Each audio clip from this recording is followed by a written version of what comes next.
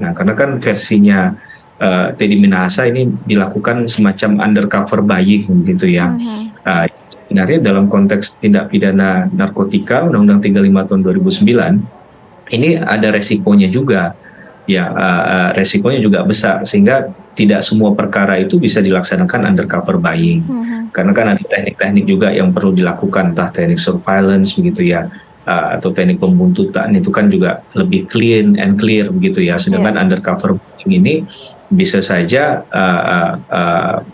kalau tidak tepat dilakukan, proses penyalahgunaan kewenangannya lebih tinggi di sana dan lebih sulit untuk kemudian dilakukan pengawasan. Padahal dalam konteks misalnya tindak pidana narkotika kan untuk semua kasus ya, itu kan Mhm. ada barang bukti yang kemudian ya, secara undang-undang diberikan kekuasaan kepada penyidik untuk menguasainya dalam proses untuk membuktikan misalnya dalam hal yang ada kepentingan hukum di tahap penyidikan gitu ya. Kemudian di level penuntutan juga ada, di pemeriksaan sidang pengadilan juga masih dibutuhkan hal itu. Tapi untuk menjaga netralitas atau dalam konteks ini adalah jangan sampai barang bukti ini hilang atau disalahgunakan. Nah, itu kan ada pengawasan-pengawasan tertentu di situ. Nah, ini yang harusnya dipedomani dan dipahami betul. Sehingga ketika melakukan teknik undercover buying juga perlu melibatkan banyak aparat begitu ya. Mhm. Ya, khususnya di atas narkoba misalnya. Mhm. Sehingga ini menjadi akuntabel. Pak Teddy Minahasa juga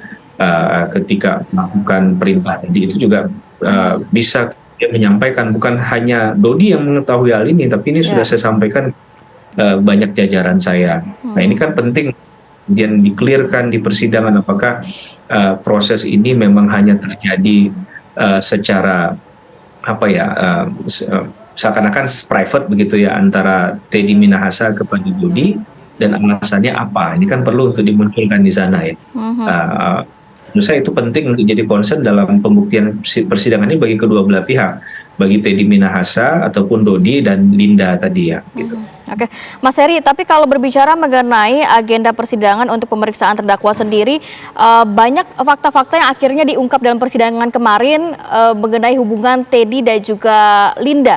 Sedalam apa nantinya hubungan ini dapat dikulik oleh Majelis Hakim dan juga JPU terkait peredaran narkoba yang menjerat Teddy Minahasa?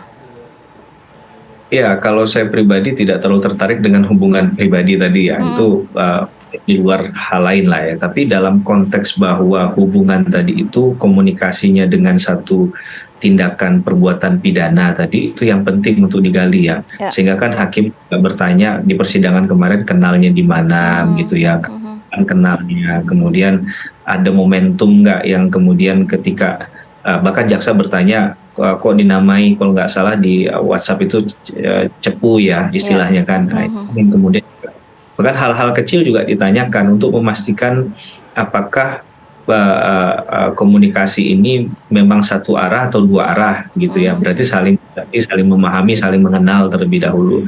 Dalam Mhm. kerangka apa mereka mengenal. Itu kan perlu untuk kemudian diperluas kembali informasi itu ya, sehingga pada akhirnya bersinggungan dengan kasus ini kan begitu.